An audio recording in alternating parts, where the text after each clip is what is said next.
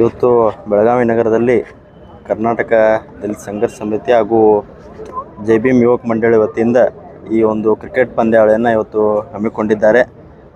ವಿಶೇಷವಾದಂಥ ಪಂದ್ಯಾವಳಿಯನ್ನು ವಿಶೇಷವಾಗಿ ಯುವಕರಿಗೆ ಒಂದು ಕ್ರೀಡಾ ಮನೋಭಾವನೆ ಬರಬೇಕು. ಯುವಕರು ಕೂಡ ದೈಹಿಕವಾಗಿ ಮತ್ತು ಮಾನಸಿಕವಾಗಿ ಕ್ರೀಡೆಗೆ ಬಂದರೆ ಹೆಚ್ಚಿನ ರೀತಿ ಅವರಿಗೆ ಪ್ರೋತ್ಸಾಹ ಮಾಡೋಕ್ಕೊಂದು ನಿಟ್ಟಿನಲ್ಲಿ ಪಂದ್ಯಾವಳಿನ ಹಮ್ಮಿಕೊಂಡಿದ್ದಾರೆ. ಅದಕ್ಕೂ ಸಾಕಷ್ಟು ಬೇರೆ ಬೇರೆ ಭಾಗಗಳಿಂದ ಅನೇಕ ತಂಡಗಳು ಬಂದಿದ್ದಾವೆ. ಎಲ್ಲರಿಗೂ ನಾನು ತಮ್ಮ ವಾಹಿನಿ ಮುಖಾಂತರ ಶುಭವನ್ನು ಕೋರಲಿಕ್ಕೆ ಬಯಸುತ್ತೇನೆ. ಅದರ ಜೊತೆಗೆ ಈ ಒಂದು ವೇದಿಕೆ ಮುಖಾಂತರ ಡಾಕ್ಟರ್ ಬಾಬಾ ಸಾಹೇಬ್ ಅಂಬೇಡ್ಕರ್ ಅವರ ಒಂದು 135ನೇ ಜಯಂತಿ ಕೂಡ ಆಚರಣೆ ಮಾಡ್ತಾಯಿದೆ. ಅದಕ್ಕೆ ಸಮಾಜಕ್ಕೆ ಡಾಕ್ಟರ್ ಬಾಬಾ ಸಾಹೇಬ್ ಅಂಬೇಡ್ಕರ್ ಅವರು ಏನೇನು ಸಂದೇಶಗಳನ್ನು ಕೊಟ್ಟರು, ಅವರ ಆಶಯಗಳನ್ನು ಎತ್ತಿಡುವಂಥ ಕೆಲಸ ಈ ಒಂದು ವೇದಿಕೆ ಮುಖಾಂತರ ಆಗಲಂತ ಈ ಸಂದರ್ಭದಲ್ಲಿ ಹೇಳಲಿಕ್ಕೆ ಬಯಸುತ್ತೇನೆ.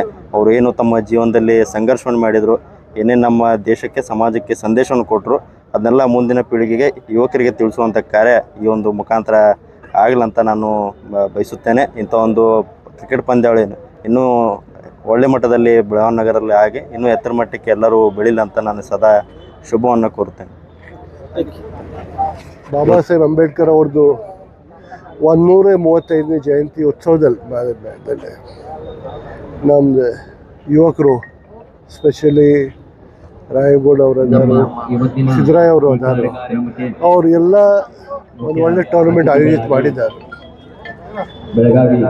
ಸರ್ದಾರ್ ಗ್ರೌಂಡ್ದಲ್ಲಿ ಎಲ್ಲ ಎಕ್ಸಾಮ್ಸ್ ಮುಗಿದ ಕಾಲೇಜ್ ಮತ್ತು ಶಾಲೆದು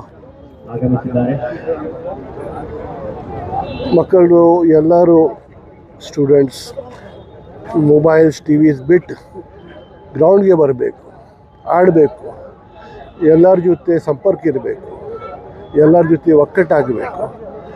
ಮತ್ತು ಸ್ಪೋರ್ಟ್ಸ್ ಮತ್ತು ಈ ಥರದ್ದು ಜಾಸ್ತಿ ಬೇರೆ ಯಾರು ಪ್ಲ್ಯಾಟ್ಫಾರ್ಮ್ ಇಲ್ಲ. ನಾವು ಎಲ್ಲರಿಗೆ ಯುವಕರಿಗೆ ನಮ್ಮದು ಯಾರು ಕಂಡಕ್ಟ್ ಮಾಡೋರು ನಮ್ಮದು ರಾಯಗೌಡ ಸಿದ್ದರಾಮಯ್ಯ ಅವ್ರ ಟೀಮ್ಗೆ ಒಂದು ಧನ್ಯವಾದ ಹೇಳಲಿಕ್ಕೆ ಬಯಸ್ತೀನಿ. ಒಂದು ಒಳ್ಳೆ ಟೂರ್ನಮೆಂಟ್ ಆಗಲಿ. ಮತ್ತು ಎಲ್ಲರೂ ಟೀಮ್ಸ್ ಯಾರಿದ್ದಾರೋ ಪಾರ್ಟಿಸಿಪೇಟ್ ಮಾಡ್ತಾ ಇದ್ದಾರೆ, ಅವರು ಎಲ್ಲರೂ ಸ್ಪೋರ್ಟ್ಸ್ಮ್ಯಾನ್ಶಿಪ್ ತೋರಿಸ್ಬೇಕು.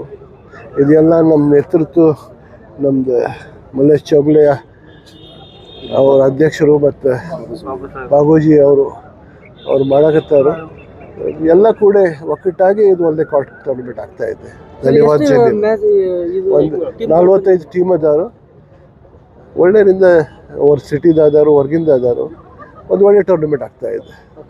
ಬಾಬಾ ಸಾಹೇಬ್